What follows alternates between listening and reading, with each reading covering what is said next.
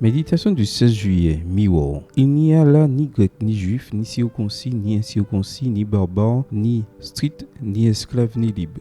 Mais Christ est tout et en tous. Colossiens 3, verset 11. L'un des programmes communautaires que j'ai le plus aimé à l'université Andrews s'appelle Motivating Inclusive Relationships and Respect of Others Thoughts Reflection. Motiver des relations inclusives et le respect des autres par la réflexion, dont le sigle miroir forme le mot qui signifie miroir. Un bon jeu de mots parce qu'il n'y a pas de meilleur reflet de ce que nous sommes que ce qui se voit de nous chez les autres. Si nous sommes chrétiens, l'inclusion est une attitude fondamentale. Face à la différence, nous devons réagir avec ouverture, non avec rejet. Il se peut que nous soyons choqués par une tenue, un type de plat, une forme de relation, une manière de vivre. Mais nous ne devons jamais oublier que derrière ces différences, il y a une personne. Comme Paul le dit bien, Christ est en tous. Quelle belle idée, quelle expérience stimulante, voir Jésus dans chaque personne. Nous ne voulons pas rejeter le Christ et nous oublions qu'en tournant le dos à quelqu'un, c'est ce que nous faisons. C'est certain,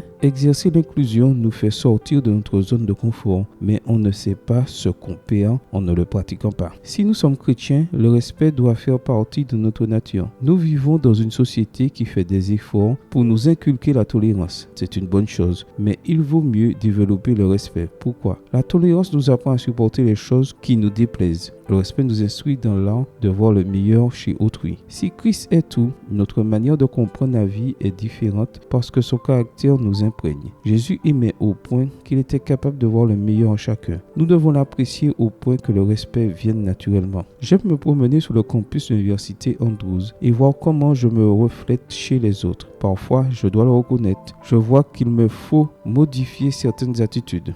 D'autres fois, et j'en remercie le Seigneur, j'observe que je ressemble plus à Jésus. Il y a tellement de différences qui nous parlent d'un Dieu créatif. Il aime la variété des couleurs, des formes, des pensées et des rêves. Il désire en outre que nous nous accrochions à son arc-en-ciel, que nous comprenions ses manières, que nous apprécions sa façon de penser et que nous partagions son rêve, lui en tout et en tous. Amen. Bonne journée à toi et que le Seigneur te bénisse.